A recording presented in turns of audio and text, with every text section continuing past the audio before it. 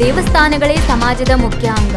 ಭಾರವಾದ ಮನಸ್ಸಿನಿಂದ ಬಂದ ಭಕ್ತರ ಮನಸ್ಸನ್ನು ಶುದ್ಧಗೊಳಿಸಿ ದೇವಸ್ಥಾನಗಳು ಕಳುಹಿಸಿಕೊಡುತ್ತದೆ. ದೇವಸ್ಥಾನದ ಪರಿಸ್ಥಿತಿ ಹಾಳಾದರೆ ಸಮಾಜದ ಮೇಲೆ ದುಷ್ಪರಿಣಾಮ ಬೀಳುತ್ತದೆ ಎಂದು ಸೋಂದಾ ಸ್ವರ್ಣವಲ್ಲಿ ಮಠದ ಗಂಗಾಧರೇಂದ್ರ ಸರಸ್ವತಿ ಸ್ವಾಮಿಗಳು ನುಡಿದರು. ನಗರದ ರಾಘವೇಂದ್ರ ಮಠದಲ್ಲಿ ದೇವಾಲಯ ಸಂವರ್ಧನಾ ಸಮಿತಿ, ಶಿರಸಿ ಜಿಲ್ಲೆ ದೇವಾಲಯ ಆಡಳಿತ ಮಂಡಳಿ ಸದಸ್ಯರ ಚಿಂತನಾ ಸಭೆಯಲ್ಲಿ ಸಾನ್ನಿಧ್ಯ ವಹಿಸಿ ಅವರು ಆಶೀರ್ವಚನ ನೀಡಿದರು. ದೇವಸ್ಥಾನದ ಪರಿಸ್ಥಿತಿ ಹಾಳಾದರೆ ಅದರ ಪರಿಣಾಮ ಸಮಾಜದ ಮೇಲೆ ಬೀಳುತ್ತದೆ. ದೇವಸ್ಥಾನದಲ್ಲಿ ಸಾಮಾಜಿಕ ಹಿತ ಕಾಯುವ ಕಾರ್ಯಗಳನ್ನು ನಡೆಸುವ ಮೂಲಕ ದೇವಸ್ಥಾನವನ್ನು ಗಟ್ಟಿಗೊಳಿಸಬೇಕು. ಗೀತಾ ಜಯಂತಿ ಆಚರಣೆ ಪ್ರತಿ ದೇವಸ್ಥಾನದಲ್ಲಿ ನಡೆಯುವಂತಾಗಲಿ. ಭಗವದ್ಗೀತೆ ಪಠಣದಿಂದ ಮನಸ್ಸಿಗೆ ನೆಮ್ಮದಿ ಸಿಗುತ್ತದೆ ಎಂದರು. ಯಾವ ಶಕ್ತಿಯನ್ನು ಕೆಲಸ ಮಾಡಿದ್ರೆ ಅರ್ಥವಾಗ್ತಾ ನಮಗೆ ಅಂತೂ ನಡೀತಾರೆ. ಒಬ್ಬ ಅಧಿಕಾರಿ ನಮ್ಮ ಸುಮ್ಮನೆ ಖಾಸಗಿ ಭೇಟಿ ಬಂದ ಹೇಳ್ತಾರೆ, ನನ್ನ ಕಡೆ 3 ದೇವಸ್ಥಾನ ಆಡಳಿತ ಇದೆ. ನನ್ನ ಕಡೆಗೆ ನನಗೆ ನಾನೊಬ್ಬ ತಾಲೂಕಿನ ಬೇರೆ ಹೇಳಬೇಕಾಗುವುದು. ಇದು ಬಹಳ ಮುಖ್ಯವಾದಂಥ ಒಂದು ಅಂಶ. ಈ ಒಂದು ಸಮಸ್ಯೆ, ಸರ್ಕಾರಿ ಕಾರಣದ ಸಮಸ್ಯೆ ಬರೀ ನಮ್ಮ ರಾಜ್ಯದಲ್ಲಿ ಮಾತ್ರ ಇದೆ, ಬೇರೆ ಬೇರೆ ರಾಜ್ಯಗಳು ಕೂಡ ಈ ಸಮಸ್ಯೆ ಇದೆ. ಬಹುಶಃ ಮೊಟ್ಟ ಮೊದಲು ಹುಟ್ಟುಕೊಳ್ಳೆ ತಮಿಳುನಾಡಿನಲ್ಲಿ, ಈಗೆಲ್ಲ ರಾಜ್ಯಗಳ ಬಹುತೇಕ ಈ ಸಮಸ್ಯೆ ಇದೆ. ಹಾಗಾಗಿ ಇಡೀ ದೇಶ ಮಟ್ಟದ ಬಗ್ಗೆ ಚಿಂತನೆ ಆದರೂ ಬಹಳ ಉತ್ತಮ ಅಂತ ಕಾಣಿಸ್ತದೆ.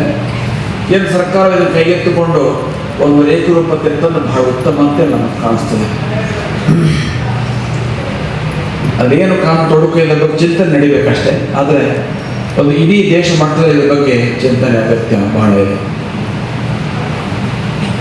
ನಾವು ಇರಬೇಕು, ದೇವಸ್ಥಾನಗಳಲ್ಲಿ ಕಾನೂನು ಇರಬೇಕು, ದೇವಸ್ಥಾನಗಳಲ್ಲಿ ಮಠಗಳಿಗೆ ಕೂಡ ಕಾನೂನು ಇರಬೇಕು.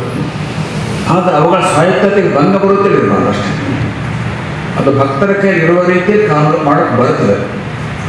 ಹಾಗೆ ಒಂದು ವ್ಯವಸ್ಥೆ ಇದ್ದರೆ ಮಾತ್ರವೇ ಈ ಕಡೆ ದೇವಸ್ಥಾನ ಚೆನ್ನಾಗಿ ನಡೆಯುತ್ತದೆ, ಆ ಕಡೆ ಸರ್ಕಾರಕ್ಕೂ ಅದರ ಕೆಲವು ಸಂಗತಿಗಳು ಗೊತ್ತಾಗ್ತಾ ಇರ್ತವೆ. ಕೆಲವು ಸಂಗತಿಗಳು ಸರ್ಕಾರಕ್ಕೆ ಗೊತ್ತಾಗ್ತಾ ಇರೋ ಅವಶ್ಯಕತೆ ಇದೆ. ಒಂದೊಂದು ಲೆಕ್ಕಪತ್ರಗಳು ನಮ್ಮ ಜನಗಳು ಪ್ರಾಮಾಣಿಕ ಪ್ರಶ್ನೆ ಇಲ್ಲ, ಯಾರೋ ಮೋಸಗಾರಲ್ಲ, ಆ ಲೆಕ್ಕ ಬರೆಯುವುದಿಲ್ಲ. ಮನೆಯಲ್ಲೂ ಹಂಗೆ, ದೇವಸ್ಥಾನದಲ್ಲೂ ಹಂಗೆ. ಎಲ್ಲಿ ತೊಂದರೆ ಆಯಿತು ನಮ್ಮ ಗಮನಕ್ಕೆ ಬರೋದಿಲ್ಲ, ಅಥವಾ ಇಲಾಖೆ ಗಮನಕ್ಕೆ ಬರೋದಿಲ್ಲ, ಹಾಗಾಗ್ಬಿಡ್ತದೆ. ಹಾಗಾಗಿ ಲೆಕ್ಕ ಬರೆಯುವ ಒಂದು ಶಿಸ್ತನ್ನು ಮನೆಯಲ್ಲಿ ತಂದುಕೋಬೇಕು, ಮಂದಿರದಲ್ಲಿ ತಂದುಕೋಬೇಕು. ಹಾಗೆ ಮಾಡ್ಕೊಂಡು ಮನೆ ಮಂದಿರ ಮಠ ಸದ್ಯ ಗಟ್ಟಿಯಾಗಿ ಚಿಂತೆ ಮಾಡ್ತಾರೆ. ನಮ್ಮ ಮಠ ಗಟ್ಟಿಯಾಗಿದೆ. ಒಮ್ಮೆ ಸರ್ಕಾರಕ್ಕೆ ದೇವಸ್ಥಾನ ಲೆಕ್ಕ ಕೊಡಬೇಕು ಅಂತ ಬಂದರೆ ಅವು ಸರಿಯಾಗಿ ಕಟ್ತಾರೆ. ಆ ಪದ್ಧತಿಯಲ್ಲಿ ಅದು ಸರ್ಕಾರ ಹಸ್ತಕ್ಷೇಪ ಆಗಬೇಕು ಅಂತ ಅರ್ಥ ಅಲ್ಲ ನಮ್ಮ ಮಾತಿನ ಅರ್ಥ. ಒಟ್ಟಾರೆ ಒಂದು ರೀತಿಯ ಸರ್ಕಾರ ಗಮನ ಬರೋ ರೀತಿಯಲ್ಲಿ, ಜನರ ಸ್ವಾಯತ್ತತೆ ಭಂಗ ಬರದ ರೀತಿಯಲ್ಲಿ, ದೇವಸ್ಥಾನದ ಸ್ವಾತಂತ್ರ್ಯಕ್ಕೆ ಭಂಗ ಬರದ ರೀತಿಯಲ್ಲಿ ದೇವಸ್ಥಾನಕ್ಕೆ ಒಂದು ಕಾನೂನು ಅಗತ್ಯ ಇದೆ. ಅದು ಮಾಡೋಕ್ಕೆ ಬರ್ತದೆ ಅನ್ನೋದು ಹೇಳಿ ಒಂದ್ಸಲ ಒಂದು ಅನುಭವಕ್ಕೆ ಬಂದೆ ನಮಗೆ.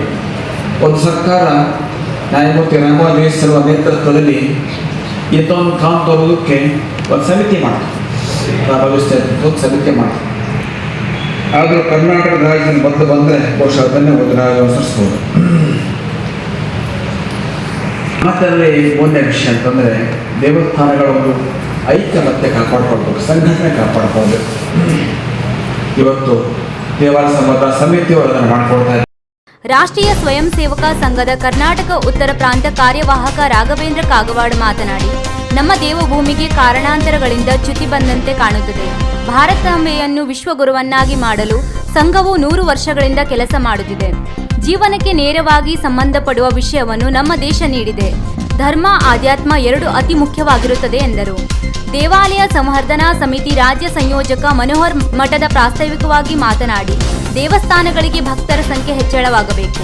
ದೇವಸ್ಥಾನ ಎಷ್ಟು ದೊಡ್ಡದಾಗಿದೆ ಎನ್ನುವುದಕ್ಕಿಂತ ಎಷ್ಟು ಶಕ್ತಿ ಇದೆ ಎನ್ನುವುದು ಮುಖ್ಯವಾಗಿರುತ್ತದೆ. ದೇವಸ್ಥಾನಗಳು ಶ್ರದ್ಧಾಭಕ್ತಿಯ ಕೇಂದ್ರವಾಗಬೇಕು. ಮನುಷ್ಯನ ಮನಸ್ಸು ಮಾನವೀಯತೆಯಂತೆ ಮಿಡಿಯಬೇಕು ಎಂದರು. ಕಾರ್ಯಕ್ರಮವು ಶ್ರೀನಿವಾಸ್ ಹೆಬ್ಬಾರ್ ನೇತೃತ್ವದಲ್ಲಿ ನಡೆದು ಆಗಮಿಸಿದ ಎಲ್ಲರ ಮೆಚ್ಚುಗೆಗೆ ಪಾತ್ರವಾಯಿತು. ವೀಕ್ಷಕ ಮಹಾಪ್ರಭುಗಳೇ, ನಮ್ಮ ಚಾನಲ್ ಅನ್ನು ಸಬ್ಸ್ಕ್ರೈಬ್ ಮಾಡಿ, ಶೇರ್ ಮಾಡಿ, ಪ್ರೋತ್ಸಾಹಿಸಿ.